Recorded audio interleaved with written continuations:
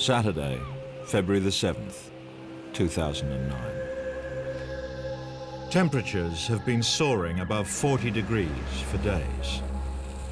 Now the winds are rising and Victoria holds its breath.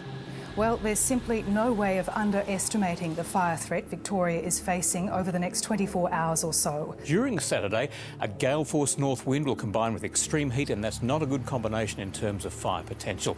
And fire authorities are warning the public to prepare for the worst. But what happens proves to be beyond even these dire warnings. It was a wall of flame that came up that mountain. Slow down, slow down, slow down. Keep going.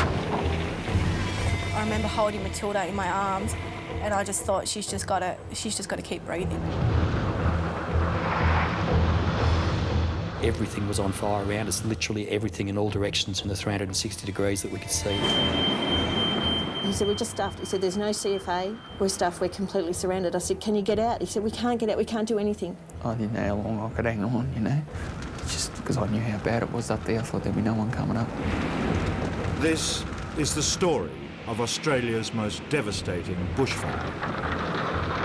A day of disaster as it unfolded to those who were there. Get in here! The eyewitnesses caught in the path of the firestorm that would rewrite history and change all the rules.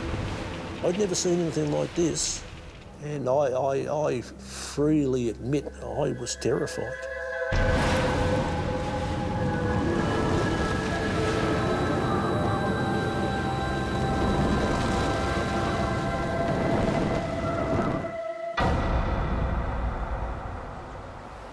"45 kilometres northeast of Melbourne, in the country township of Kinglake, Mick and Jen Clark are packing for their long-awaited holiday. They leave on Monday. Oh, we're looking forward. I marked down 100 days before we go, and I cross them off my calendar. 99 to go, 98 to go. That's how anxious I am to go. Hi, my name's Neve, and this is my house. I'm going to show you around today. And my granddaughter Neve, she's a great help. She's buzzing around us and running wild.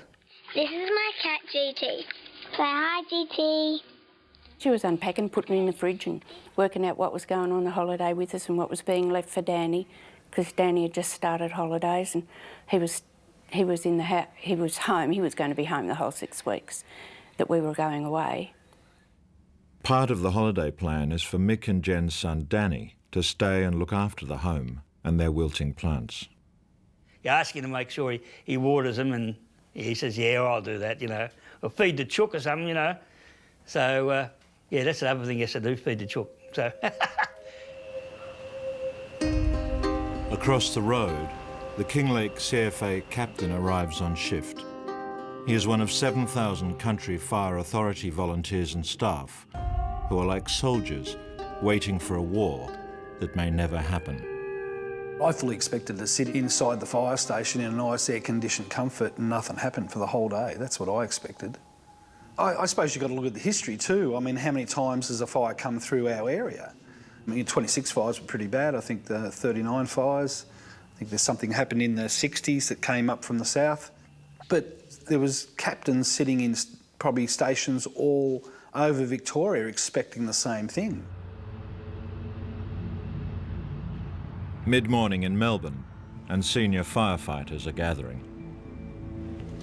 They're studying the Fire Danger Index, combining temperature, wind speed, humidity and fuel data.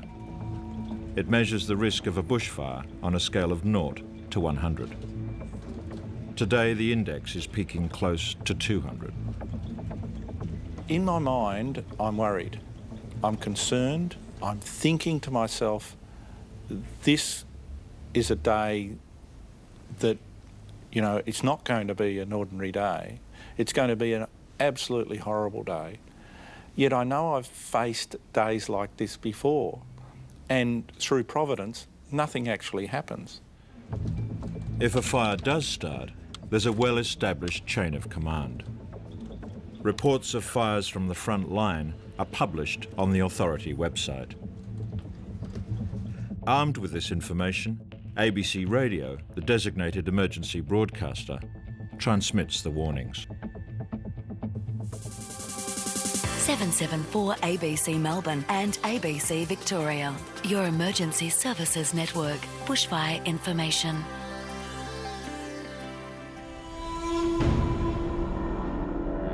The system is immediately tested.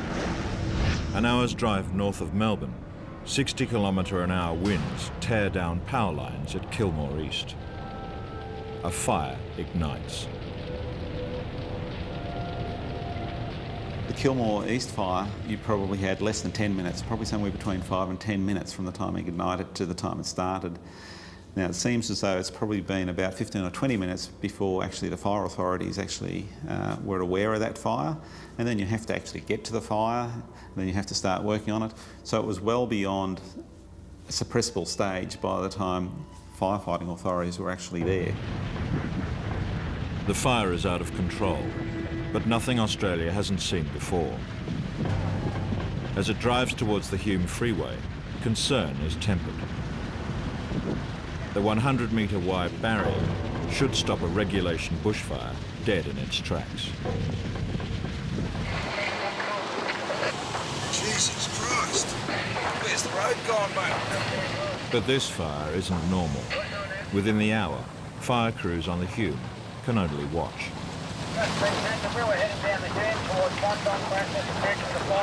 Watch it on the right there. Watch it on the right. Keep going, mate, keep going.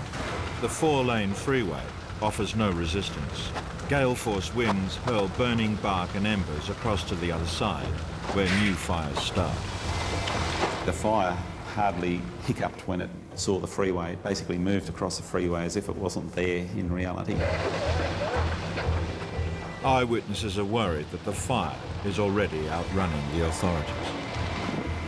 Kevin from Kilmore East has just phoned. Hi, Kevin. Which fire are you? You're the Wandong. The Kilmore East Wandong fire, but yes. It started about 500 metres from my farm. And Wandong and Heathcote Junction, I believe, are going to be, they'll be singed. They've got to go on full alert, but there's no announcement saying that they've got to put their fire precautions in place. But it's the wind. I'm on top of my hill on the farm, and the wind's blowing at 80 to 100 kilometres an hour, and it's going to build up, and the fire trucks are not making any difference at all. So I don't know why Wandong and Heathcote Junction haven't been alerted, because they're so close. Within minutes of this call, warnings are issued, but it seems the system is already being stretched. As the day unfolds, it will all but collapse. In Wandong, Steve Varga and his brother-in-law Ed are in the direct path of the fire. They're not relying on warnings. Instead, Steve has faith in his purpose-built, fire-resistant home. It's embedded into the ground with double brick walls and a steel roof. There was shutters over the front windows so that when you operated the shutters, it completely closed the front of the house off. It looked more like a factory than a house. That was about it. It was a completely closed up box. Steve stands ready to stay and defend. This is the textbook way to survive a normal bushfire. You either leave early or fight and then shelter as the fire passes through.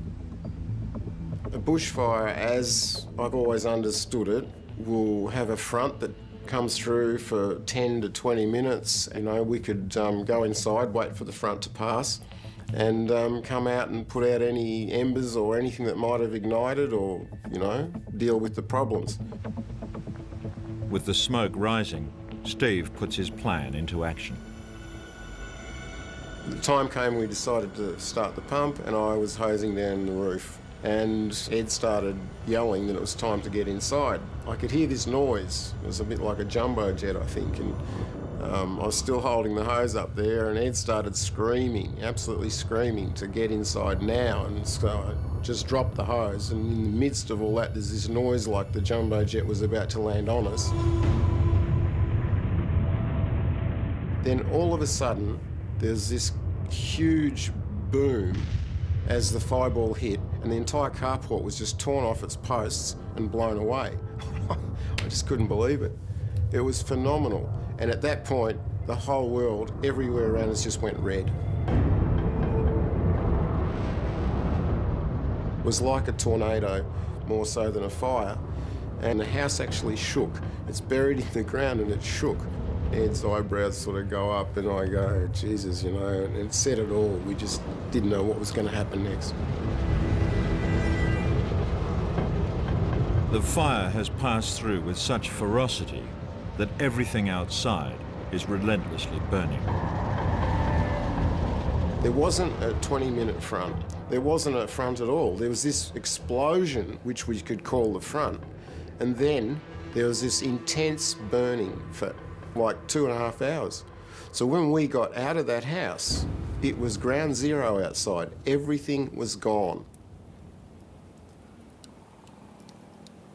Steve's fire-resistant home is a smouldering wreck. Hours after he took this picture, it collapsed completely.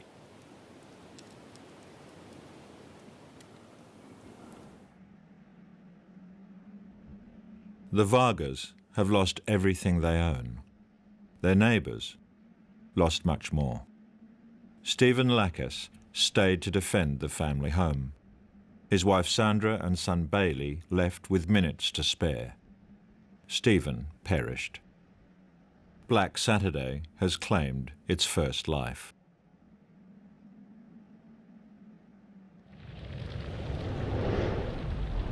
Wandong burns, and the fire moves onward and upward into the Mount Disappointment State Forest. As it rises, so too does the wind, sweeping the flames to the southeast. Nestled on the other side of the range, directly in the fire's path, is tiny Strathewen. Mary and Peter Avola can't see what's coming. Pete, you know, had the pump on, he was keeping things moist, and I'd made some port wine jelly with blackberries and strawberries and things in it as it was hot. And I said, you know, would you like that? And he said, oh yeah, I'll have that with some ice cream and that'll do me.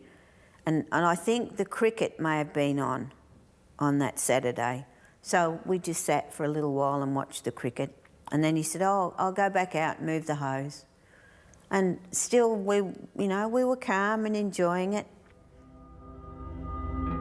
The Avolas feel the heat, but not the danger. And there is a failure of the system. CFA staff prepare a draft message predicting that the fire could hit various towns, including Strathewen. But the warning is not sent to the control room to be uploaded onto the CFA website. Mary and Peter have no idea what's heading their way. I said to Peter that I'll just get on the internet and have a look and see what's going on. So I got onto the CFA site, but all the fires that were going on were sort of a long way away, and the time element, you know, there was nothing at all about anything that was near us. It's 46.4 degrees in Melbourne, the city's highest temperature since records began. Victoria is the hottest place on Earth. I'm in our backyard in Melbourne. It's the hottest day ever. Unofficially, the temperature's even higher. As you can see, our little thermometer, which is just sitting on the rubbish bin in the shade, has blown itself out. It's reading its maximum of 51 degrees. And I think I'm going to go back inside before I faint of heat stress myself. Victoria is becoming a furnace. A second major fire is blasting through the Black Range State Forest. It's less than 50 kilometres from where the Kilmore East fire sparked. But this time, fallen power lines are not to blame. Sickeningly, it seems this fire has been deliberately lit. It's racing towards the Murrindindi River and a popular picnic retreat. Within minutes, state emergency crews are on their way. You see the plume already within 10 minutes, it was big and black, and you see it was building. And a day like that with a strong wind, the smoke was laid over, and it's not a good sign. Yeah. And I knew straight away first attack wasn't going to be an option. Even if you had 100 tankers there, it wouldn't have mattered. I knew already, even before I got there. Jenna Pritchard, her partner Josh, and their 2 young children are cooling off down on the river when they're caught completely unawares. With 15 other day trippers, they make a run for it. I could just see this wall of flames just beside us. There wasn't bush anymore, there was just flames, that's it. And yeah, I just kept on driving as fast as I could until we ran into the DSE guys, at which point Josh told me to slow down because we'd passed the fire and it was all burnt, so we thought we'd be able to get out. I look in the windows of these cars and there's kids. There's a lady holding a baby, and I was just, gee, where did these people come from? So I look back and there's horizontal flames across the road, and there's no way known we could get those people back the way we came. It was then that I decided to take a stand in the river and use the river as a refuge. With fires surrounding on all sides and thick smoke descending, Jenna, 2-year-old Kayla, and Matilda, just 7 months, are bundled into a DSE truck. I remember holding Matilda in my arms and I was just looking down at her while she's just laying there and I'm trying to give her the bottle, and I just thought she's just got to keep breathing. The kiddies, they were petrified. Every time I opened the door up, they were screaming. The adults, I think they were worried too. I could see it in their eyes. No doctors, no ambulance, nothing could get in to help us if they suddenly stopped breathing from all the smoke. There was heaps of embers. Embers are flying across probably as quick as a wind, probably 60, 80 kilometres an hour. You just hope that one of those big trees isn't going to come and clobber the whole lot of us who are standing in the river. I did think that I would get out. I didn't think the kids would. I thought that I'm going to be here with the kids and they are going to die. And that's basically, yeah, that's what I thought. It's almost 2 hours before the fire finally dies down. Jenna and her children make their escape. I just remember just gasping for air. It's just like there wasn't a lot of oxygen in the air. It was that hot and that stuffy, and you're just breathing in smoke. You could barely even breathe. The toughest moment for me would undoubtedly be when I opened the door of one of the vehicles up where the kids were in, and I took a little girl out, and she just hung on to me so tight. And I just kept saying to her, "You're going to be okay, you're going to be okay." And I was trying to cover her from the smoke, and it was only about 10, 15 steps, and we're in the vehicle, and she was safe anyway, so that was good. That was the hardest moment and the best moment, probably. Murrindindi is the 15, 20 k's away. That's where the seat of the fire is. A keen amateur cameraman films the fire that almost claimed Jenna and her family. The wind is blowing across in front of me from my right to my left, in which direction the smoke is. But like hell, I hope the fire doesn't change direction. Just a few yards away, his heavily pregnant daughter Emma, son-in-law Jonathan, and 3-year-old grandson Otto are at home in Buxton. With the fire heading away from them, things are fairly calm. Hello everybody. There's young Otto. Emma, who is expected to produce it any day. Dear, oh dear. There was a woman actually sunbathing down at the river. One of our neighbours from the other side of the river was lounging, in a banana lounge chair with her stubby. And one of them said, "There's a fire," and she said, "I've been in the country 30 years. That's all right. Know what to do in fires." I'll just jump in the river, she said. I'll just jump in the river. I'm like, okay, that's a plan, I suppose. And then I kind of went, you might want to turn around because look over there. And then all of a sudden, in the 10 minutes we've been down at the river, that little plume had gone into, now it was this wide, and now it was black, and then you could look up, and it was like, the smoke wasn't going over us, of course, it was going directly across. But it was all of a sudden, it was Mount Vesuvius. It was just incredible.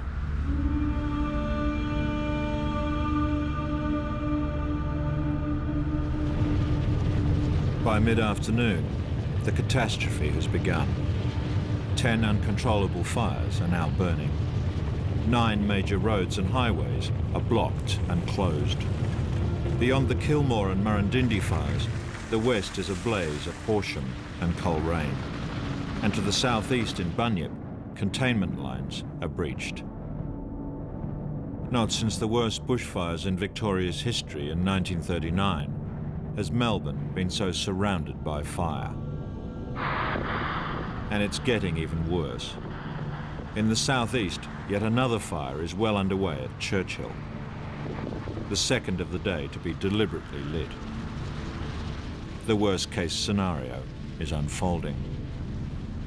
The board literally lights up, and so you get fire after fire after fire breaking out, all in and around, generally speaking, 150 kilometres out of Melbourne. So you've got resources already heavily committed to Kilmore, to Bunyip, just being committed to Murrindindi, and we literally had at that point in time regions running out of fire trucks. Every single fire truck they had in their region, in our strongest capability, got depleted. Everything. The troops on the ground are being stretched to breaking point. This tanker's been brought in as backup to fight the first fire of the day at Wandong. But all the crew can do is save themselves. Stay on burn area, do not move. It's very dangerous to move out onto the road at the moment. Just stay in survival mode. Stay in survival mode? That's an understatement. Jesus. It's coming straight at us. Just keep an eye on that. Nothing hit the truck. The battle's already being lost, and the fire marches on. A wall of flame, it charges across Mount Disappointment State Forest. Burning bark and even whole branches are picked up by hurricane-strength wind and carried 10, 20, even 35 kilometres ahead of the main front. Never before have such spotting distances been recorded. At 3:45, the monster fire reaches the ridge above the tiny township of Strathewen and explodes.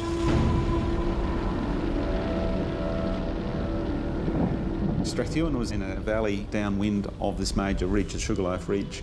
So the embers that were being launched from that Sugarloaf Ridge into the valley area below were basically acting like a cluster bomb. You really don't have anywhere much to go because, if you like, 10 kilometres in almost any direction is being lit up with fires. We had hundreds of fires starting and they were all starting to interact. So it's basically what we describe as being a firestorm. And I turned round and I looked at the mountains, and the scene that confronted me was indescribable, because it was spotting through the mountains, and a spot would go to the size of a tennis court, then the size of a football oval, and then the timber in between would explode, the bush would explode, and you'd have this monster. And you'd look 5-6 kilometres to the east into Strathewen, and it was burning there, and no matter where I looked, there'd be a fire, and yeah, it was like something I've never ever seen before, even though I've got a lot of experience. I'd never seen anything like this, and I freely admit I was terrified. Strathewen still hasn't been warned. It seems the town is completely off the radar. Mary and Peter Avola have minutes to defend their home. It was getting hotter, noisier, windier. The sky was red and swirling. All around our property, there were fires under the pine trees. Peter was saying to me he was getting hot, his legs were burning, and we better go, get in the car. get in the car and go, I'll follow you.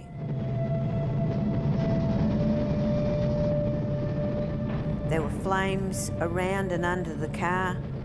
I waited for Peter, and by the time I sort of looked around, the road was on fire. He was then behind me, and there was no going right anymore. You just couldn't see what was happening. It was just burning and burning. I'd hoped that he would follow me, and when he didn't, I didn't know what to think. You hope and hope that, you know, he's safe or he would have got somewhere, but I knew there wasn't anywhere to go, only he'd either stay with the car or he'd, you know, run for his life. It'll be 3 long hours before Mary hears what's happened to Peter. At the same time, a friend of 40 years, the local CFA captain, is trying to get into town. I'd got about 100 metres in down this road, and I thought, I'm going to kill everyone, self included, because the flames were all over the top of us, and I thought, I'm going to kill everyone, because I know the road intimately. I live on the Flaming Road, so I knew the road. I knew that the bush got heavier and heavier as we got into Strathewen. I thought, I'm going to kill everyone. You know, you're a fool, man. So I stopped everyone and we backed out. Behind us, man, behind us. As David McGay battles to reach Strathewen, refugees stream the other way. Taking to the road is supposed to be the most dangerous thing to do, but for some, it's the only choice. Mary Evola's neighbours stop to rescue others. Look, people are trying to evacuate. Get in here! Let's look down here. In here! Just come in, mate. Look at it behind us. It's bloody scary, man. We're just wondering which way to go to get to the top of the hill. With everyone on board, they head for the presumed safety of Kinglake Township. As they do so, CFA staff prepare an urgent threat message for various towns, including Kinglake. But the message inexplicably goes missing and never appears on their website. It's another half an hour before the warning is broadcast. Radio is relying on overwhelmed CFA officials for information. The communities of Clonbinane, Mount Disappointment, Kinglake, Heathcote Junction, which is actually next to the Wandong, Upper Plenty, Hume Vale, Reedy Creek and Strath Creek may be directly impacted on fire in the coming time frame. Half of the places singled out for warnings are already on fire. Kinglake still waits. The Clarks have put their faith in the CFA website. It's a case of no news is good news. Jen and Danny were on the internet checking out all the fires, what's going on, because we knew the one was in Kilmore. And we said, well, it's not going to affect us, so we're fine, we're all right. It's only if something starts pretty local we're a bit worried about, you know. 25 kilometres from the Clarks, fire is threatening Whittlesea. Mick's daughter Beck is in the town. I was really nervous, but I wasn't thinking about me. I was more concerned about my family. So to me, it wasn't coming to me. It wasn't going to get me. I'm in the middle of a town. It's not going to burn down a town, you know. So that's how I looked at it. 2 of Beck's teenage sons are at home, 13-year-old Aidan and 15-year-old Mackenzie. With the possibility of the fire coming their way, Dad Ross puts a well-rehearsed plan into action. Talking with my wife in Whittlesea, who was under threat, it was still agreed upon to stick to the fire plan and to move our prized possessions further away. So I grabbed Mackenzie and I grabbed Aidan, and Mackenzie helped me move the big, huge photo box with all our possessions without a problem. No worries, Dad. He was grouse. And off we travelled St Annan Pop's house. Mick and Jen aren't just further away from the fire in Whittlesea. They also live in a brick home, which has been designated as a safe house by the local fireguard group. That's when Ross, my son-in-law, came up with the other kids, the two grandchildren, Mac and Aidan, and the dog Jazz, and a big box of photos, and he put them out in the patio sort of thing. And it only seemed to be minutes after that that Mac came in and said, "Oh, well, I'm here, can I have a cold bath, Pop?" And I said, "Yeah, go for it." And then when he finished, he said, "Well, let it out." And I said, "No, leave the water in the bath because that's always, you know, handy to have." By late afternoon, the sun is still high, but Victoria is black with smoke. And a part of the state is about to become an unlikely victim of the day's events. Yet another fire has been deliberately lit. This time, just 5 kilometres from the city of Bendigo and its 100,000 residents. Tim Pascoe is completely unaware. I'm tidying up the house, just doing all that stuff that gets neglected over the week. With the new air conditioner going, it's working like an absolute treat. It was gorgeous. I just got it put in the week before. The house had never been so comfortable in summer. The fire is quickly spreading, but living so close to a city, Tim is one of a majority to see no need for a plan. And mobile phone starts ringing. I go outside to take the call, and it's Mum she's up at my auntie's place in Yarrawonga, and they're having trouble with their TV, so she's wanting some advice. While I'm talking to her, well, as soon as I walked outside, you know, I'm talking and I'm looking up at the sky, and it's like, what the? Just this intense grey sky, and just the slightest smell of smoke, but it was just like, what is this?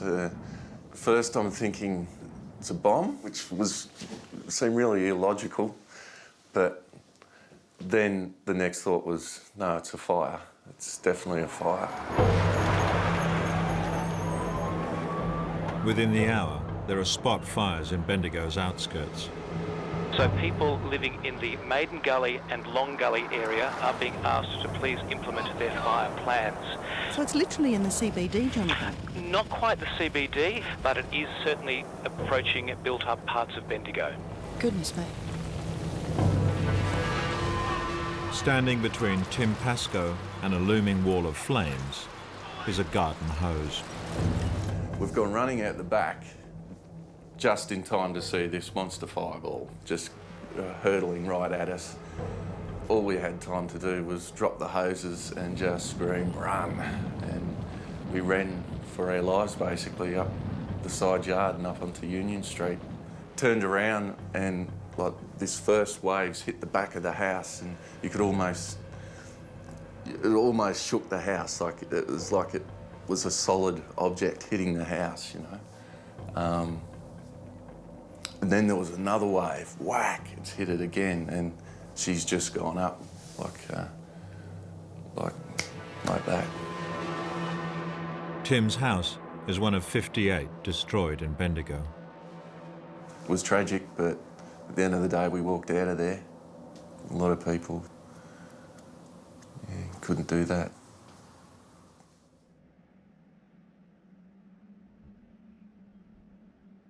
Tim's neighbour, 48-year-old Mick Kane, died in his driveway. His wife Carol and sister Jill helpless as he tried to escape.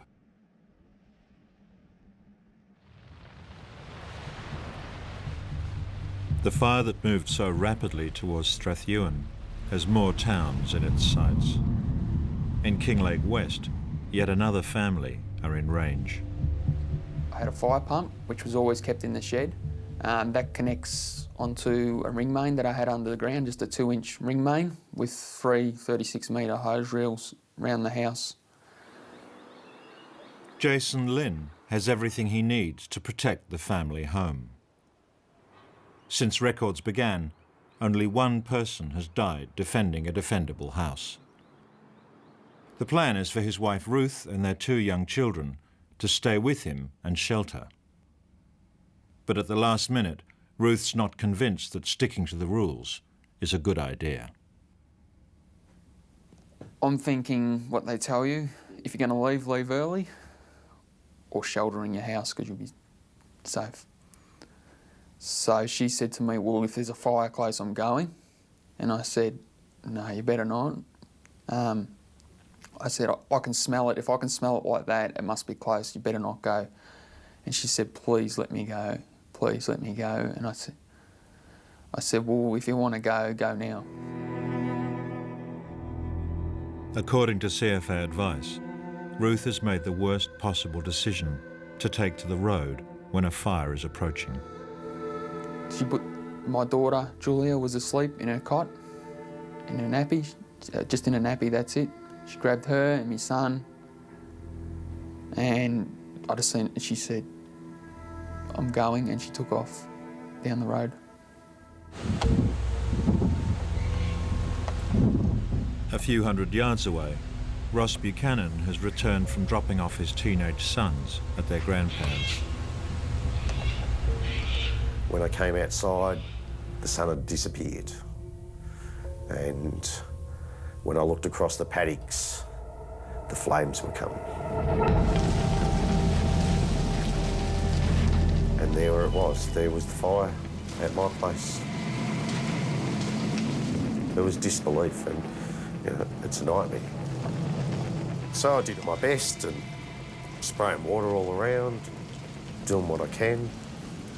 Some people from the DSE race up the road because I live in a one-way street, so there's only one way out. And they come racing up the road and they said, Ross, the whole street down the road's gone. Just get out, mate. He says, I can't force you. He says, just go. And I realised, you know, we're in trouble here. It was just dead calm. Not even a breath of wind. And I thought, this is good, you know, like, what's going on here? Like, it's just so still, because it was just such a windy day, such a hot wind, and then that wind stopped. And I thought, this won't be too bad. Maybe the fire's not coming now. And then I could hear it. I could actually hear it. I could still smell that real strong eucalyptus burning smell, but I could hear the noise of it before you could see it. It just was crashing and smashing like a storm. And then the wind picked up again, and it's with the fire come through with it.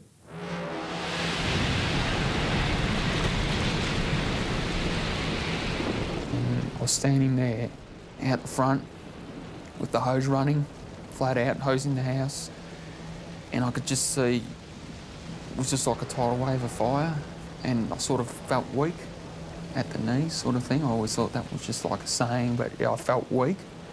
And I was thinking, when's the bit you're meant to go inside and shelter? I thought, well, I'm not going inside with this. And then the fire pump just stopped and my heart just sunk. I just thought, well, I'll go down and see what's wrong with the pump.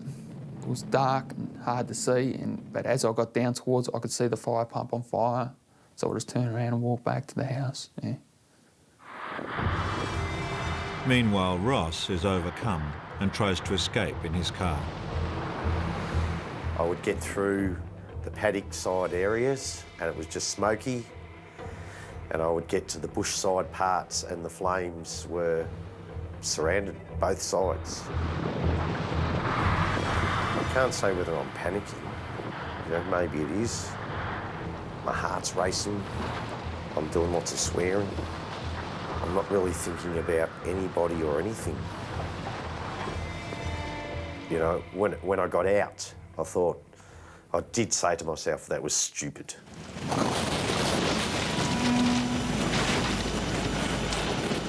Jason's fight for his life is just beginning. I could start to see parts of the house burning. And as I'm moving away, I could hear all the windows smashing in the house, and I knew that was gone. You could see from one end to the other, It was like when they built a house, it just looked like the frame, and I could see everything perfectly. It was just brilliant orange, just bright.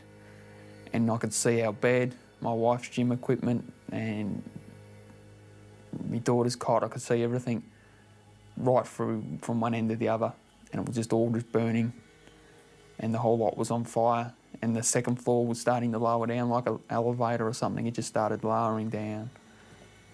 Yeah.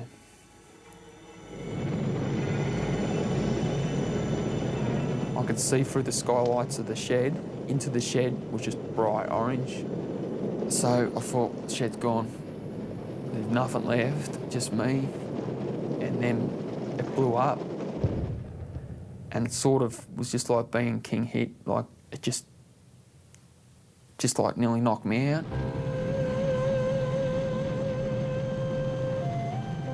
I just took off to get to like where the dam is. I couldn't see anything, but then I ran into a fence. I thought, oh, you know, is this it? Just sort of, I don't know, I just sort of sat there for a while. I thought, I don't know what I'm going to do because I'm stuck in the fence.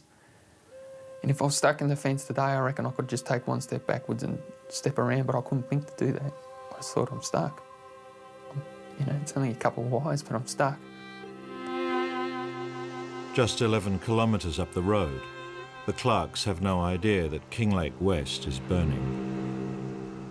So I'm happy just hosing everything down and mucking around, and until the power goes, and that's when everything stops. Phone stops, no power, you're gone. You know, you got nothing.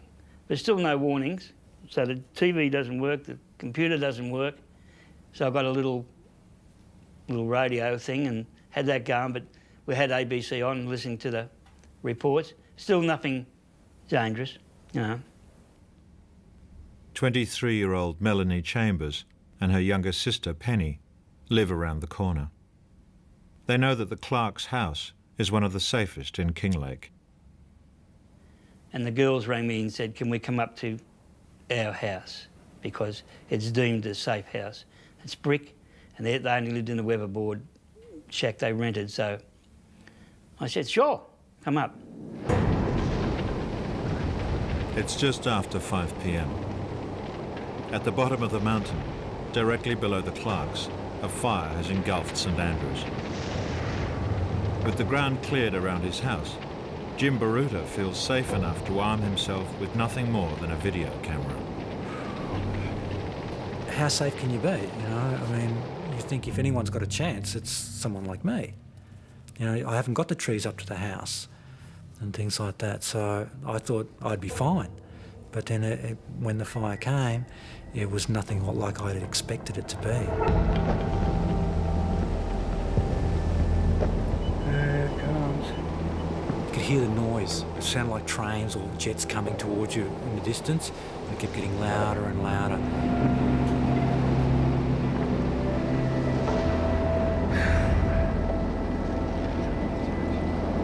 Oh, the house on fire next door. It's like all the trees were exploding from heat. People say it's the leaves, you know, the heat of the oils in the leaves and the eucalypts. They just go off, and then it's like gas going off too. It's just burning like crazy. The gases from the eucalyptus trees are escaping so quickly that they race upwards, mix with the air, and explode. The fire is feeding itself. The flames 4 times the height of the 20-metre trees. Once it starts climbing up the hill, it just starts accelerating even faster and faster. It just builds up this momentum, and it's just eating everything in the way. It was just like you were in the middle of a hurricane. It was a hurricane, but it was on fire. It's all this debris going everywhere. Anything that was not bolted down or something was in the air flying around, and it was going to hit you. A fire tornado has now developed, ripping through tens of acres in seconds. At well beyond 1,000 degrees, it makes an oven of earth and air. This firestorm can now kill from 200 metres. Shit.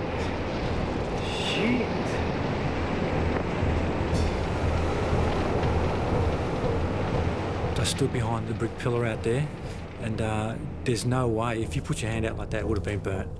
It was like putting your hand in front of a furnace. And then I realised that there was a problem with the air that I was breathing. I wasn't breathing properly. The fire is less than 300 metres away. Jim's in danger, not of being burnt to death, but of suffocating. But he's got a backup plan. And I thought, I've got to get out of here and I've got to get to the bunker. I had to step out into the storm with my back to it, and it was all hitting me on the back, and I walked past the side of the house into the bunker and I shut the door. Whatever was going to happen was going to happen, and I couldn't stop it. The fire sweeps over Jim and he survives. Less than 5 kilometres away, at the top of the mountain, the Kinglake CFA captain is trying to stop confused residents fleeing towards the flames. People were stopping and saying, what can we do? And I just said to them, well, you can't go down that road because I've just come up from there and it's just blocked by fire. I'm not real sure on Kinglake West. I heard that the fire had come through a fair way there. And I don't know what the road to Healesville's like, because the fire, you know, you could see the plume of smoke from where we were heading across that way towards the Melba. So, you know, to give anyone advice on actually which way to go just didn't seem right to me to say, oh, look, you can go that way, it's safe. And I mean, the only thing I could say was, look, I think all I can offer you is the main street of town, because this is where I'm going to be. The blaze that started an hour and a half ago near the Murrindindi River has been pushed by the hot winds across the Black Ranges. Sitting a few kilometres to the north, out of the fire's path, is the picturesque town of Marysville. I just looked directly up above, and here was what would normally have appeared to be cumulus clouds, except that it was pretty obvious it was smoke directly above me, like 12 o'clock high, and covering half the town. I mean, that was pretty dramatic. I really had no idea, but I thought that has got to be very, very close. Amateur cameraman Darryl Hull works at the Crossways Inn. His boss Greg and his wife Pam have been busy there all day. It's only now that they notice the smoke. A fire plan hadn't come into my mind at that stage, but at 5 o'clock I did ring my daughter and spoke to her husband and said, have you heard anything on the news? Or can you have a look? Can you check websites? And they quickly did that while I was on the phone, some of it. There were no updates at that point, about 5 o'clock, and I just said, we'll try to keep in touch. This feels to me very grim. The sensation is that I don't think we're doing a night's work tonight. Something's very, very close, you know, so we had to keep our eyes on it. At which point I started to walk towards the oval just to see what was there. And the first shots I took of the oval, it was empty, which I thought was unusual. The rule in town was, if ever there was trouble of any kind in town, that you'd head to the oval. And after I'd been filming for a while, I heard the siren go off twice. And I'm thinking, right, danger is upon us. And then it cut out. However, the siren is not to alert locals, but CFA members. And because they're already out fighting fires, it's switched off. When the siren cut out, I automatically thought, false alarm. OK, I don't have to worry to the degree that I would have. If the siren had kept going, you would know we've got trouble. They're sprinkling the house, and Jonathan's up on the roof. He's filled the downpipes with rags. Just 10 kilometres north of Marysville, the Densoms in Buxton have been preparing their home for well over an hour. As city dwellers for much of their lives, they've never confronted a bushfire before. I'm interested in how much of our way we'd set up the fire plan and stuff, how much it was predicated on not wanting to look bad, that we're not idiot blow-ins from the city, that we're just as tough and fire-hardy as the locals. Jonathan leaves the hosing and his pregnant wife to take a look at the smoke from the nearby ridge. Just as I'm looking at it, dully trying to make up my mind, the flame came up. I could see the fire at the top of the far ridge, which is probably about 2 kilometres away, maybe a bit less. The big ridge above Buxton. I could actually see the flame. And all of a sudden, instantaneous decision. The moment I saw that, I went, what am I doing? That's enough. Let's just leave while it's safe. Why don't we just leave now? In Kinglake West, the fire has passed through, but the area will burn for many hours yet. This house is saved, but just down the road, Jason Lynn lays in the middle of his paddock, barely conscious. Everything around him destroyed. And then his mobile rings. His boss is on the line. He said to me, I can remember him saying to me though, get in the dam. Yeah, get in the dam. So I kept going. I don't know if I just hung up on him or what. I just thought, yeah, I'll try and find it. I'll give it another go because it's just getting too hot laying here and I'm just getting too weak. So I just crawled along and I felt the downwards bit and I just crawled down, felt where the water was, turned around and just crawled in backwards and just lay there. I didn't know what was going to happen to me. I didn't think anyone would come up. I didn't know how long I could hang on, you know. If I die like this is just worse. And I suppose too, I was actually thinking, like, my kids, what will it be like for them growing up? Jason's children, Joshua and Julia, and their mother, Ruth, fled just before the fire arrived. Their whereabouts is unknown, but it seems Jason, at least, has been found. I could hear people's voices, but I couldn't shout out and say, oh, I'm down here or anything. I'm just laying there. And then I heard someone say, he's down in here. I could hardly talk. And he said, can you squeeze my hand? And I could squeeze his hand. And he said to me, he goes, oh, well, if you've made it this far, you'll be right now, mate. And then straight away, almost instantly, your mind shifts to my wife, Ruth, and my 2 kids, Joshua and Julia. Like, what happened to them?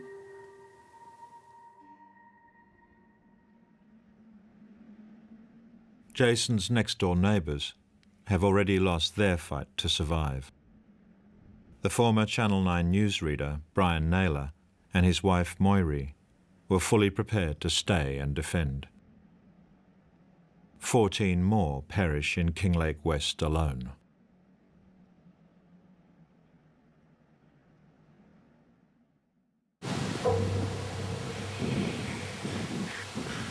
It's just after 5:30. An enormous smoke plume hangs over pretty Marysville. The town receives its first official radio warning.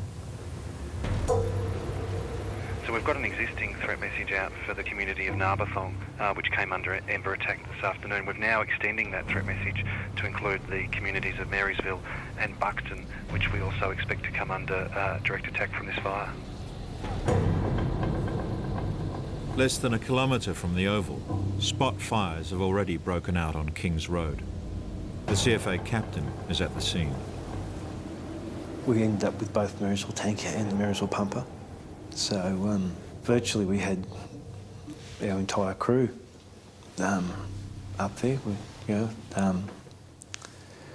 and we're all good friends and mates. My son Callan was on the pumper crew. So of course I I was quite concerned for Callan's welfare. Pam at the Crossways Inn knows it's time for her and her husband Greg to make a decision. I went out the back and said to Greg, what should I do? Because the wind suddenly became so very strong. I said, should I go? Should I stay? Can I help you? He said, at this moment, every person must make their own decision. And he went on with his work and I said, I have to go. We didn't even really have time to say anything else, or goodbyes or good lucks or anything. I left him with the hose. Yeah.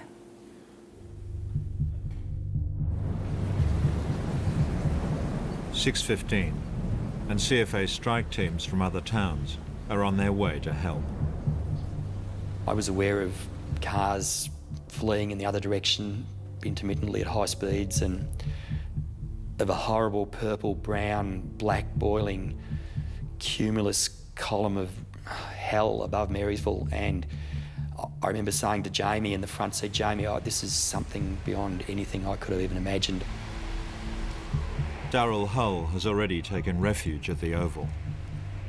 Smoke was very evidently over the back of Mount Kitchener. It was apparent that there was trouble looming, serious trouble. And then at around about that time, the police came screaming down. I saw the police car come into the Oval. They did a circle and they were just telling people to head for Alexandra, to get out, really. Pam was very concerned that I should get in the car with her, but I couldn't do that. I didn't like the thought of a convoy of cars, and with that thought that the fire was possibly already ahead of us, the only vision I could think of was burnt-out wrecks beside the highway where people had died in cars, and I thought, that's not going to be my end. I'm not going to do it that way. I was going to the lake and I was going to make sure that happened. Others in Marysville are going nowhere. Greg Cherry is ready to defend the Crossways Inn. His wife Pam leaves in the police convoy. I glanced quickly at the Crossways. I just hoped he'd got in another car and gone already. It didn't feel as though there was time to stop, and I knew he wouldn't come. If he were still here, he wouldn't leave. He'd already said he'd stay. Yeah, stay with the place, try and save it. Glenn Fisk has left the spot fires on King's Road and is on the way to the CFA shed. But first, there's his wife Liz and youngest son to see. When I got up the driveway, Dalton met me at the door, and said that Mum was on the phone. I said, "I'll leave Mum on the phone. You're looking pretty right." He was dressed in his in overalls, and he had goggles and he had gloves on. He had firefighter's boots on. He was he'd done all of his preparation. I said to him to look after his mum and to make some good decisions. And I left them there then, and proceeded back to the fire station.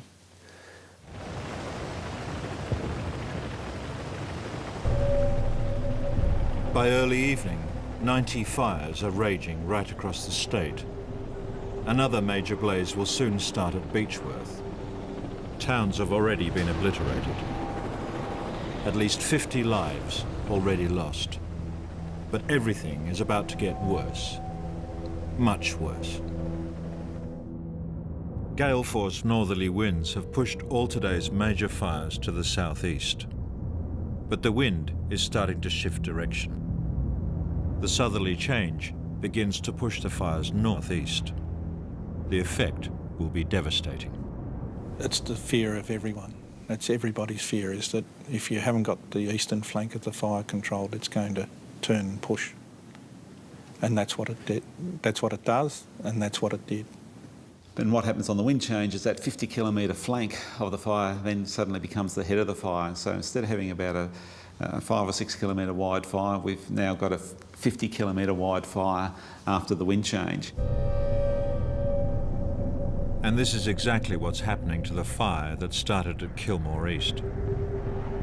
The 50-kilometre flank, stretching to Strathewen and St Andrews, is now the huge new front of the fire. Many more towns are in range. At the top of the mountain, King Lake is one of the first in line. No panic, no fear, none of those emotions.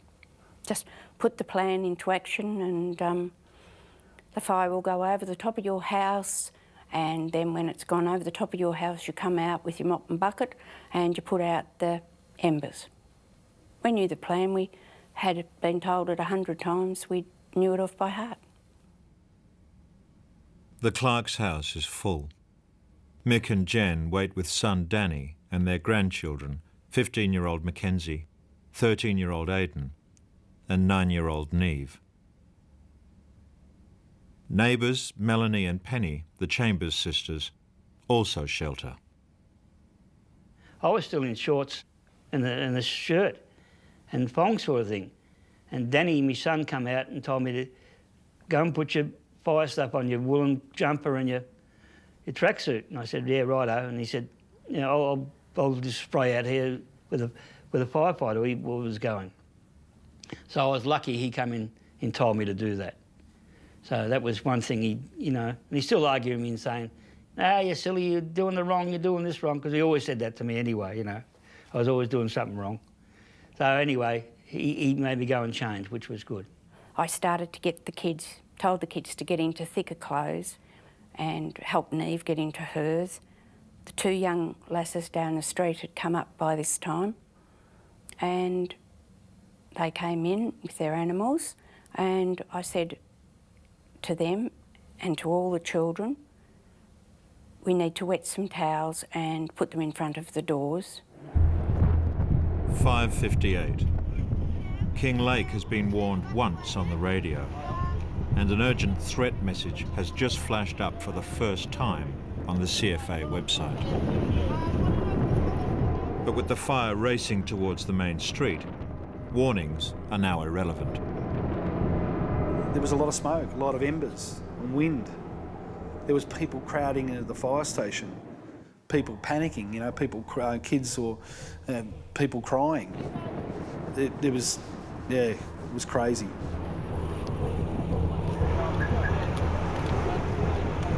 It was a wall of flame that came up that mountain.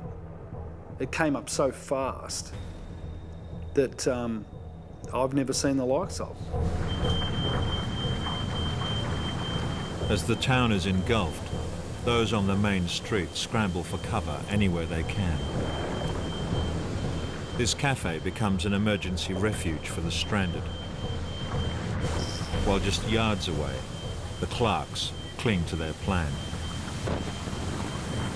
When the embers started coming, it was like a hailstorm of embers coming across the top of the roof and landing on top of me, which is just coming down, just like hail, but it was embers.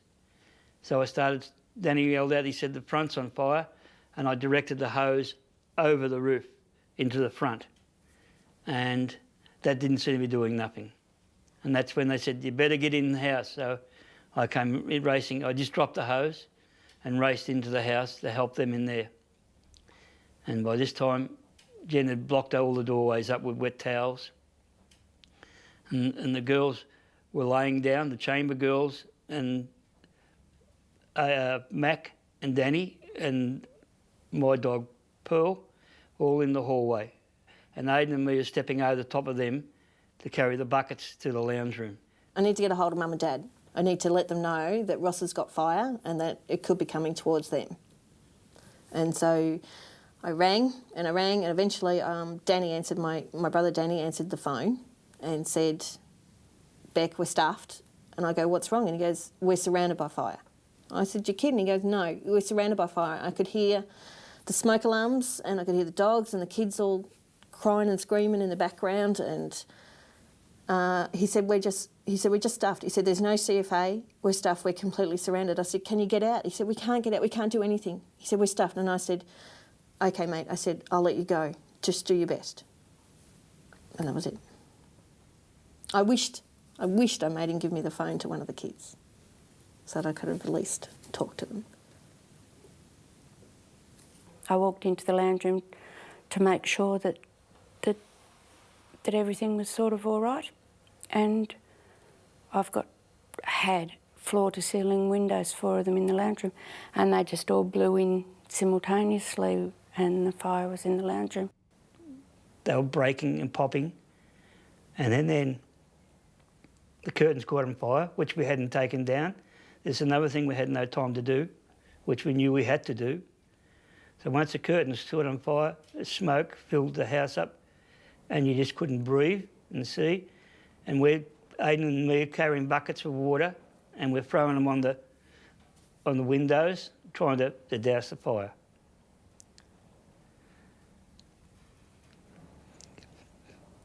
And then we had to get out for our own. We couldn't get the kids out. We yelled at them, and they couldn't hear us. So we opened the front door, and the fire was still burning. But I went out and had a look. And I said, "Come on, we've got to get out this way." And I grabbed Aidan and Jen. I said, "Come on, quick, get out." And we yelled at the other kids, "Go out the back door. Go out the back door. You'll be right." Because they're all down the hallway where the back door was. And Aidan, Jenny and me got on the front lawn, and they didn't come out. And we called and called their names, and Aidan was hanging on to me still. And then I thought I might be able to get round the side and get in through the laundry door. And I tried to run around that side, and you couldn't get through. The fire was just burning the house down. And she was still screaming and screaming and screaming. The kids, and I'm saying, "Nothing we can do, sweet, nothing we could do." And she said, "Oh," and she started to feel the pain and with all the burns then, and they start to affect her. And with all the smoke she's taken in, she couldn't breathe. And then I knew that I had to ring Becky to let her know, because I couldn't have that. I couldn't not let her know that her children were dead. And I don't know, Aidan just dialed the number, and don't ask me why, but we got through. And I told her. And she said, "Beck, they're all gone." And I go, "What do you mean they're gone? Gone where?" She goes, "No, Beck, they're all gone. They're dead. The house is burnt down. I couldn't get them out. They're gone." And she screamed and screamed and screamed. And then the phone just went dead.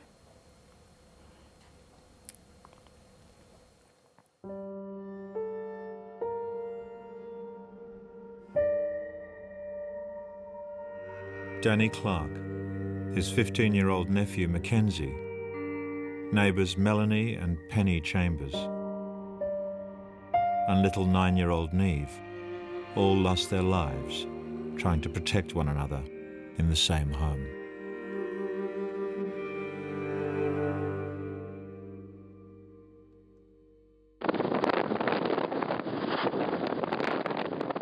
The wind change has hit Gippsland in the southeast. The fire that started at lunchtime in Churchill is now being pushed in a completely new direction.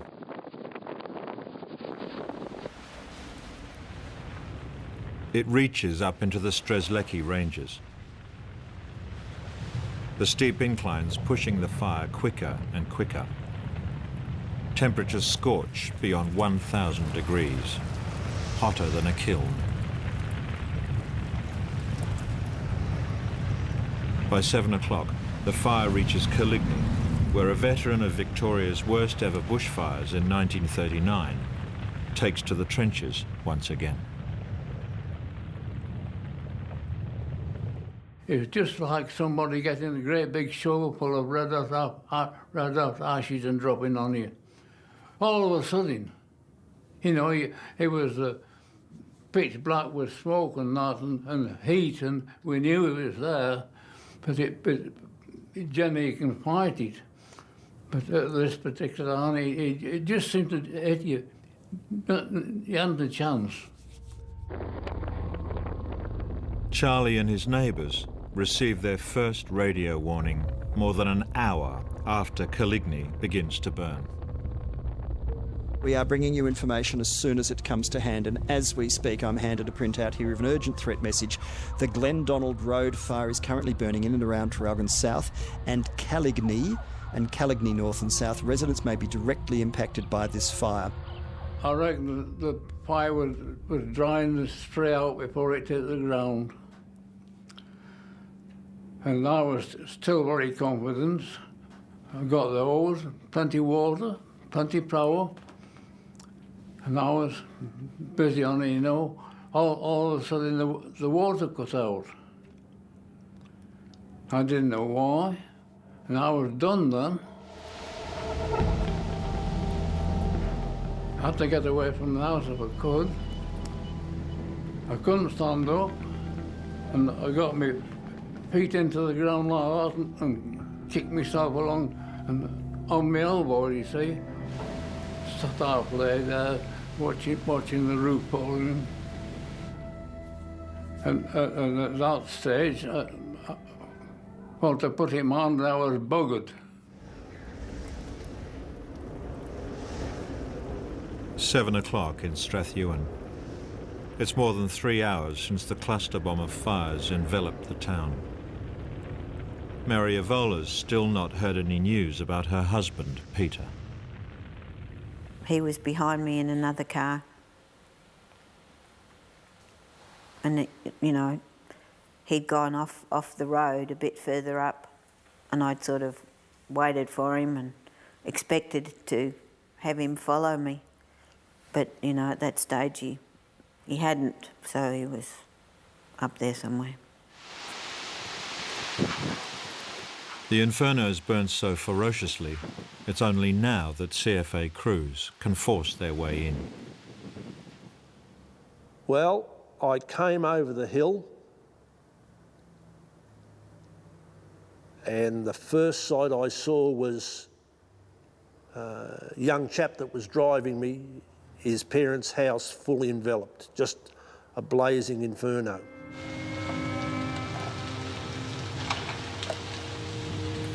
That house was fully enveloped, and there was not one thing in Strathewen that wasn't burned.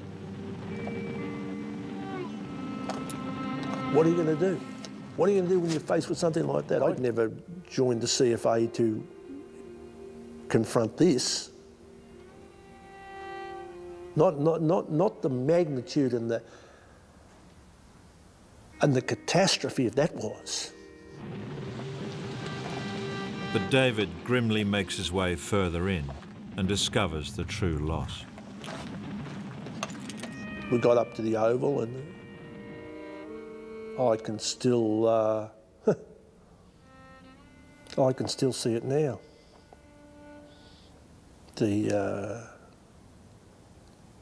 Him lying out there.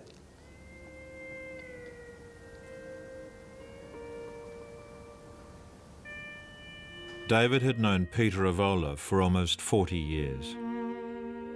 Peter never did make it through the fire as he tried to escape in his car. He waved his wife Mary on, hoping that she at least would survive.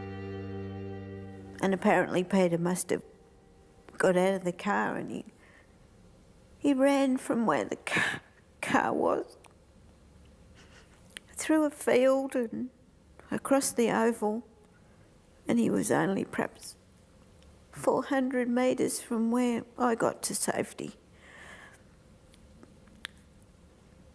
And he wasn't burnt, he just suffocated.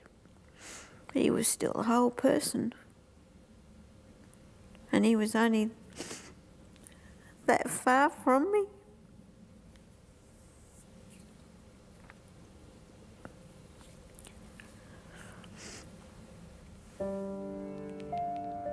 I met him at a dance, and he He had his white shirt and his black vest on and his black pants and his pointy shoes, and he had slick back hair with the kiss girl on his forehead, and he was the most handsome thing I'd ever seen.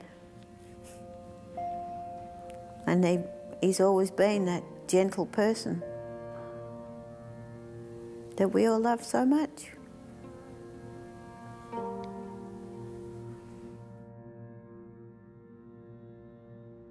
Peter is not alone. Hayden McMahon was due to start a graphic design course the following week. This is the last photograph taken of him. Robert O'Sullivan should have been celebrating his 48th birthday.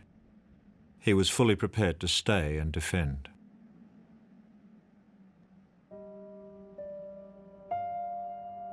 In all, 22 lose their lives in a township of just 250.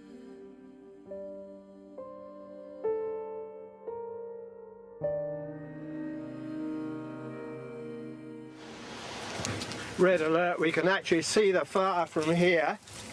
What do you want out of here? It's a bit critical, we're about to take off. But apparently the fire is heading this way. In Buxton, the wind changes upon them. After packing for the past hour, the Densoms finally realise fighting fires isn't for them. Clearly we actually had an option. We've got Otto, who got a 3-year-old, and Emma's pregnant, and I couldn't believe that it had taken that long to come up with that decision. Looks a bit ominous. Smoke billowing around. The prediction is the fire's headed straight for Buxton and us. We paused and I said goodbye to the property. Really? Looking at the flames. And then we drove. 10 kilometres away, but just minutes by fire, is Marysville. For 70 years, it's felt safe, nestled in a valley. But this very fact is about to be the town's undoing. As the wind change hits, the postcard-perfect setting becomes a fire trap.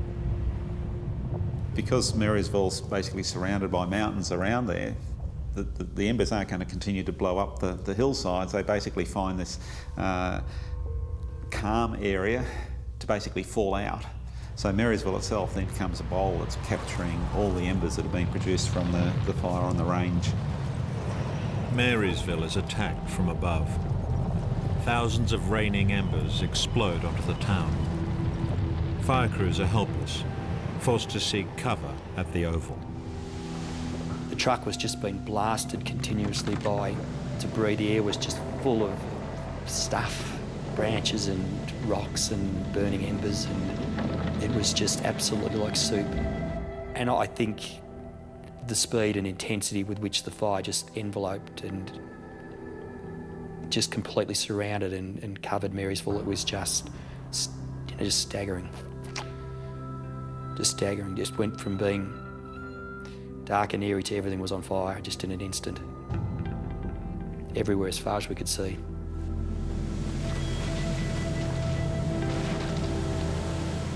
With the town burning, Darrell Hull, guided by a hand of fate, swims to the middle of the town's lake. The ember storm was so significant, like a meteor shower really, that I knew I was going to need some protection, and the strangest thing was that I just reached out my arm and there was a branch, a perfect umbrella, green and wet, almost with a handle attached, just waiting for me to pick it up. And I suppose I had that uncanny sense that something was looking after me. There's Johnny in front with the trailer. There seem to be fires all over the place. The Marysville Inferno is already chasing the Densoms, but they have no idea about this or any other fire. We had been listening to ABC radio all the way in the car, so we were trying to keep on top of where the fires were, because the potential was that we could have been driving into a fire that we didn't know about. And we were going, what's going on? Because we knew how close the fire was to Buxton. So they weren't even then giving Buxton warnings, let alone saying Buxton was under any kind of attack, which we know that it was by 7:30, 8 o'clock. So that was, Emma made a really good point, that we knew some stuff about the fires that's not being said on radio. So what else is not being said on radio? Having survived in the lake, Darryl has made it to the Oval. I just started filming as carefully as I could, you know, the horror that was going on around us. I suppose I was just amazed to find myself there, that I'd got through it. I had no idea if anybody who'd tried to escape town had escaped town. And I had no idea of what lives might have been lost in any of the buildings I saw. It's very hard to stand on the Oval and realise the entire town was going up. It was just impossible to think about. Everything was on fire around us, literally everything in all directions in the 360 degrees that we could see. Every building was on fire, every bit of vegetation was on fire. There was all the gas cylinders in the town were venting and exploding in huge fireballs, and there was shrapnel flying around and trees were burning through and falling down, and it was an incredibly dangerous and hostile environment. And the horrendous and the frustrating part of being trapped there was that our pages were going off incessantly with fire calls, with pleas for help for people that were trapped in houses and trapped in cars on roads, and it was just an endless procession of pager messages pleading, begging us to help, and we could do nothing. We couldn't even move off the Oval. Patients are slowly trickling into hospitals. The Northern is the nearest emergency department to the worst-hit areas. One of the first patients to arrive is a 35-year-old man from Kinglake West. His eyes are melded shut. He's motionless, but somehow alive after sheltering in a dam as his home burned. I can remember Dr. Helen coming in and introducing herself and asking me questions, how I felt and that, and saying that, you know, I'm in the hospital now sort of thing, and that I'll be all right. He had significant difficulty opening his eyes, and I would need to raise his eyelids. I would try to get him to engage with doing that. He just couldn't. So there really wasn't much communication at all. What he certainly did say was, "Where is my wife? Where are my children?" Jason's wife Ruth and their 2 children fled minutes before the fire arrived. Hospital staff will try to discover if they're still alive. In the meantime, they do manage to call Jason's mother. I said to her, "Oh, I don't know where Ruth and the kids are, you know." And she said, "I'm sure they'll be right."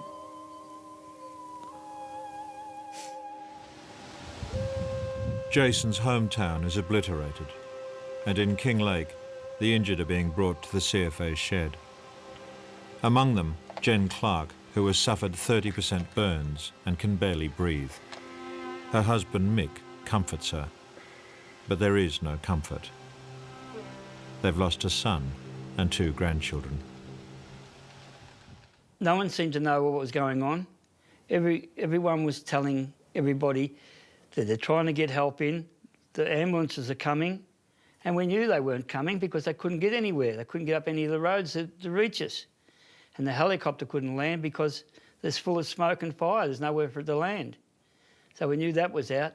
There's no anything. There's no medication, there's no nothing. And someone, I don't quite know who, broke into the doctor's office and stole, well, it didn't steal, but got the oxygen and brought it over. At this stage, I'm feeling terrible. I think I was going to lose Jen. But then that'll be the end. That's what I thought. I'm going to lose her. I didn't care. I felt it was probably right, you know, in a sort of a way that you know, I'd been the one on duty and I'd not got him out. That's it, in a nutshell. That's what I felt. And all of a sudden these police arrived from sort of nowhere, 3 carloads of them. And like God sent they were. Yeah. Really good. The police will convoy the Clarks to Whittlesea, 25 kilometres away. A medical relief centre is being set up in the town. Their daughter Beck is already there when her husband arrives. Someone came and said, Beck, I think Ross is here. So I came out looking for him and it was just, you know, hug and hold each other and cry our eyes out together. So, and he, you know, asked me all the same questions, you know, are you sure? You know, is this for real? Is it whatever, you know? And I just said, yeah, I said I spoke to Mum, you know. So, yeah, that was about it. What do you do? What do you do? And so, you know, we just held each other and cried.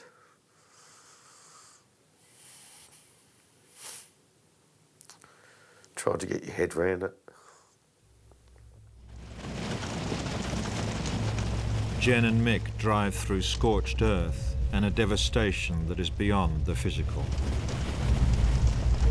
I was just looking around in amazement. I couldn't believe both sides of the roads are on fire, trees are on fire, cars are all on the side of the road or in the ditch, all burning, and all of a sudden you drive and there's nothing.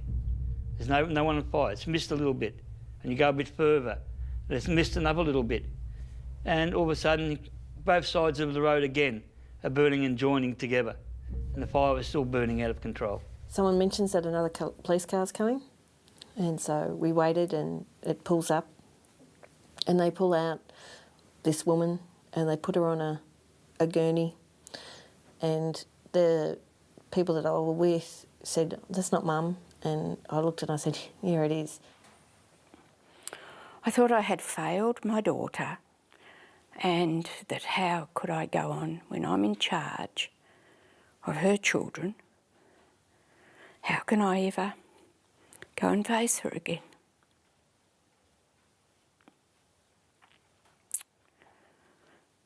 And so, yeah. She was covered in blisters on her arms, and her legs were just burnt and blistered, and she was quite messy and looked like she was in a lot of pain. Then Becky came in and she came over to me and she came down, she said, don't you fucking die on me. Don't you dare fucking die on me. I need you. I cannot get through this without you. Don't you dare die. So I thought, no, I better bloody not. Jen Clark only just survived trying to save her loved ones. Others in Kinglake died doing the same thing.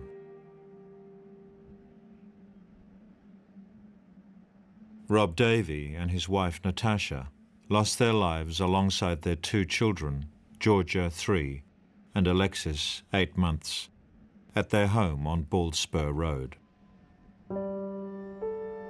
15 perished on this one single street.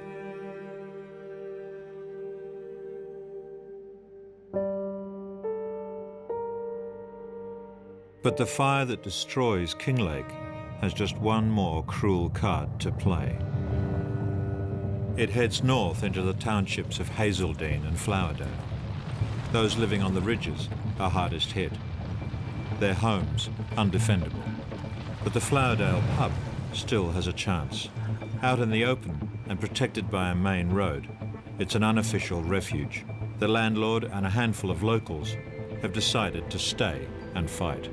When it got dark and you could really see the fire coming through, you know, in the ranges and everything, and, you know, that was both a spectacular sight, got to admit. It was quite mesmerising. But I also wanted it to come.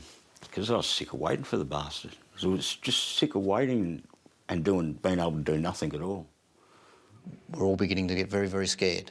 We're all getting very, very conscious of what's about to take place. And we could see it coming from the Kinglake area towards us as well. So by this stage, it's almost 360 degrees around us. We had fire bearing down on us straight down the highway, coming through the kind of paddocks, coming up the creek. We had fires behind the pub. We had fires just to the north of the pub. There were spot fires just wherever you looked, and it was a matter of just going over there or yelling at someone else to get out there if they could. It attacked the rear paddock closest to our motel units. We had just a fence line that was about 1 metre from the units, and I remember we made the conclusion it wasn't going to get past there. We weren't going to let it get past that point, and we just hit that paddock, and we made sure it didn't get any further. You know, we really didn't have much to fight an actual fire with. You know, it was bucket and mops. It was chaos. It was absolute chaos for hours, absolute hours. But Steve and his mates are in luck. A drop in the wind and a gust of local initiative favours the defenders. After fighting for 6 hours and more, the 90-year-old timber pub is saved. You know, we weren't CFA people. We weren't under any, centralised management. And it just seemed to me that people seemed to know with a kind of instinctual thing how to work together and kind of what to do. In the surrounding hills, there is only sorrow. The fire that started over 12 hours ago at Kilmore East has claimed 9 more lives in the precincts of Flowerdale and nearby Hazeldean.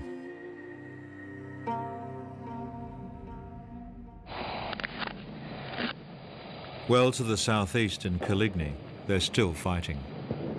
97-year-old Charlie Richardson has watched his home go up in flames. Badly burnt and alone for 3 hours, he suddenly sees hope. Anyway, I heard a vehicle go past. So I started using my head a bit more, and in a few minutes another one went past. And I thought, I'm not in the right place. So I managed to get up to the gate in the corner with my torch, and 2 or 3 went past and I flashed it up at them, but they kept going. So I struggled on and managed to get to the mailboxes on the main road. And there came another one down and I flashed the light on it and he stopped. I think I was the first vehicle that had a spare seat, so he jumped in my car and we came down there. We drove him back down the hill. It took us a while to get down. We had to move some more trees off the road on the way back down, but he was just happy to have a drink of water. And as I found out later, his gumboots had stuck to his feet and he was very badly burnt, but he did not complain once. Look at me now. I've lost everything. Nothing on the watch left and the torch. Doesn't make sense, does it? You've got everything 1 minute, and 2 or 3 minutes I read this last time a bit, it's all gone.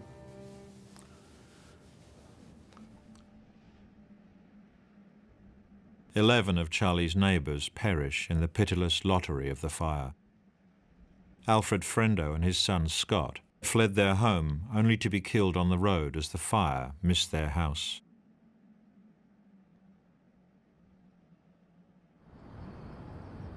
"10 o'clock in Melbourne. Information from the disaster zone is so sketchy that news of the day's first deaths is only now coming through.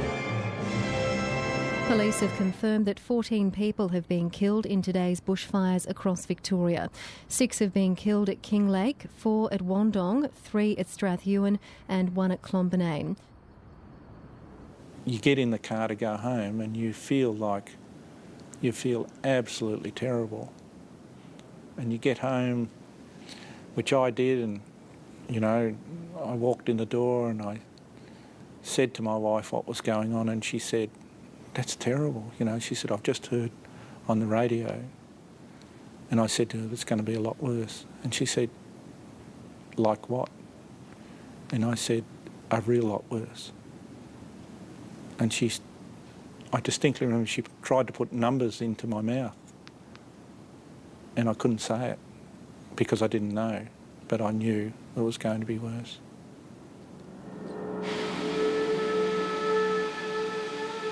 For those in Marysville, it doesn't look like it can get much worse. The fire has moved so quickly and communications are so stretched that the tragedy here is not known to the outside world. There's been an update from the DSE on the Marysville township. The DSE understands that everyone's safe in Marysville and they're assembled at Gallipoli Park. So just repeating that, the DSE understands that everyone is safe in Marysville and they're all assembled at Gallipoli Park. I remembered ringing my wife up at Marysville when we were on the Oval, and she was at work at the Northern Hospital, and she's a wonderful CFA wife, and she knows the score, and she knew that she could see the fires and all the ranges, and of course the hospital's been impacted by fires, and she never has a mobile phone on ever. And the phone rang a quarter of a ring and she answered. And I said, "I'm okay." And she said, "Where are you?" And I go, "I'm in Marysville." And she said, "Oh, well, that's fine." And I said, "No." Nobody knew.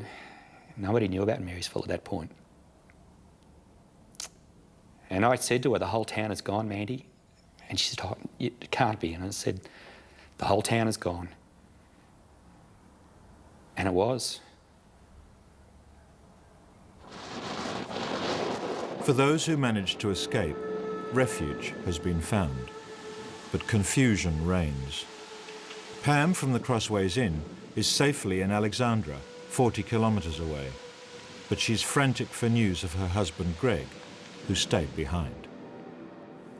I would hear from one source that he was okay, and then I met other people coming in saying, "We haven't seen him and the Crossways is gone." So I was getting different reports really all night. People thought that everything had burned. So I'd actually sent phone texts to my brothers saying, "I believe the Crossways is gone." I haven't heard from Greg. Pam isn't the only one desperate to know of loved ones. The CFA captain returns home with a local policeman to discover if his wife and youngest son have survived. We went around up the driveway. Yeah, the driveway's fairly steep. We get up to the top of the driveway, and it's very hot. The house is still burning ferociously. Yeah, and it was very, very hot. But there was obviously no signs of Liz and Dalton there. There was sort of a big chunk of time between the last time that I'd been there. I wasn't sure. I really wasn't sure of what had happened, and I was hoping that when there was no obvious signs of them, I was hoping that they got away, that they weren't there was what I was hoping. Yeah. One of the most popular tourist towns in Victoria is all but razed to the ground. I'd say most of the main street's gone. Oh my God. This is just impossible. It's simply got to be impossible. I don't believe I'm looking at this. And that's all that's left of that beautiful church. There are too many grim sights. But amidst the destruction and the devastation, Darrell Hull is about to make a remarkable discovery. I filmed up the street and realised that the Crossways was still intact. It was unbelievable that it was still intact.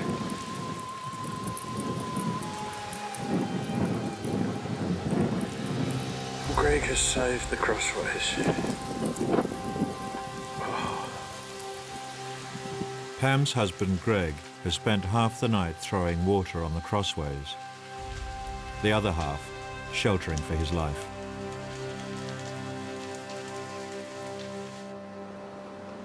The Densoms have been fleeing the fire that destroyed Marysville for the past 6 hours. There was no room at the inn at Alexandra, but after a 150-kilometre zigzag journey, the expectant couple finds somewhere for the night. Finally got into bed, almost exactly 2 o'clock. I remember thinking, God, it took so long. We're going to get any sleep before Otto's up. Yes. 2 seconds after the lights went out, Emma goes, Johnny. I'm like, oh, now I have to get up, find her a biscuit, get her another cup of tea. What do you need now? And she just goes, my waters have broken. I just went, oh.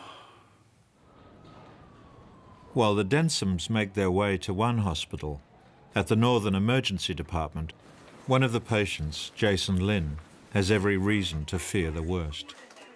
A priest who has searched for his wife and children returns. He was walking toward me with a big smile on his face, and he said, oh, we've found them. And I needed clarity, and he said, oh, the communications, the phone calls, we've found them. Jason's wife and 2 young children are safe and they're in Ngambie. And it was certainly a response of, that's fantastic for this young man. Jason's wife, Ruth, broke all the rules when she took to the road with her 2 children, Julia and Joshua, as the fire bore down. The fire was from the ground to the sky and as far as you could see sideways. And once I saw what was coming, I was sure Jason would die. But I had to keep going to save my own life and save the life of my kids. I wanted to open my eyes when they started to tell me, when I knew that they were telling me something about my wife and kids. And they said they're safe. I thought, oh my God, he's alive. You know, I couldn't believe it. So there was that, the shock of knowing that he was alive, the relief that he was alive, and that I still had a husband, my kids still had a father. There's all that time. I thought he was dead, and he thought I was dead.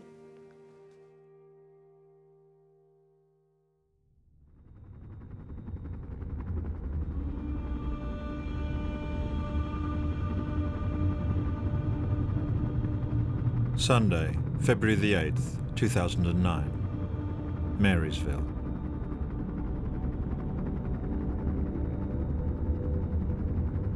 I could see blue smoke drifting around the garden, and I could hear this helicopter, and I realised that night was over, and I seriously did not want to wake up, because I knew the sort of devastation that one was going to be looking at. Well, I didn't want to know what I was going to be looking at.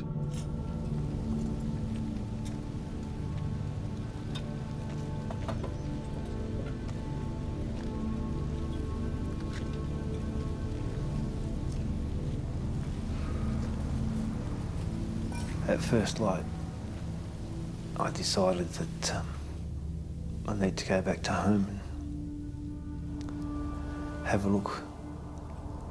Chris and I, one of my very good mates, we went back to the house.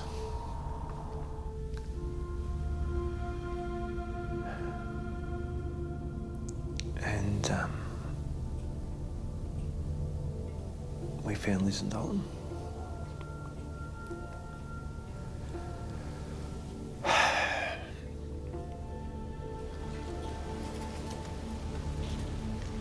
Every member of the Marysville CFA crew lost their home. Their captain lost much more.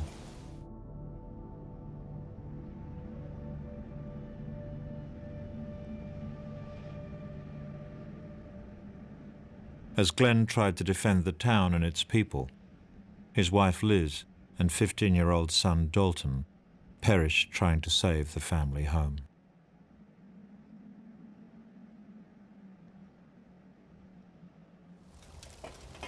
34 lost their lives in Marysville. No town in Victoria would see so much death on the nation's darkest day. The devastating scene is repeated across fire-ravaged Victoria. More than 7,000 left homeless. The equivalent of 250,000 football ovals burnt out.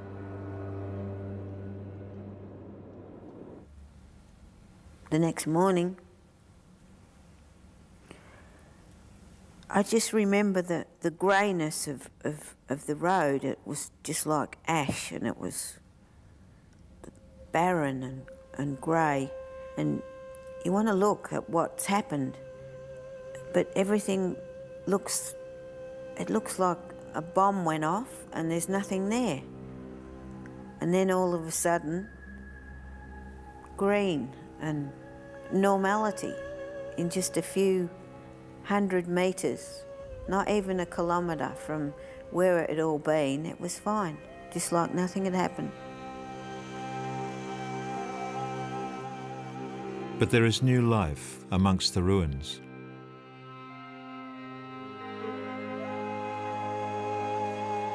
Caspar Densom waited for the fires to pass before arriving on the stroke of midday. It was just fantastic. And yet, while you're having that feeling of, wow, this is just brilliant, you just couldn't lose that feeling of at the pit of your stomach that all was not right with the world, even though it felt so good where we were. The Densom's joy is tinged with sadness. Jonathan, a teacher, learns that one of his students, Matthew Leasefield, died alongside his mother and brother. They are amongst 173 people who lost their lives on the day that will be forever known as Black Saturday.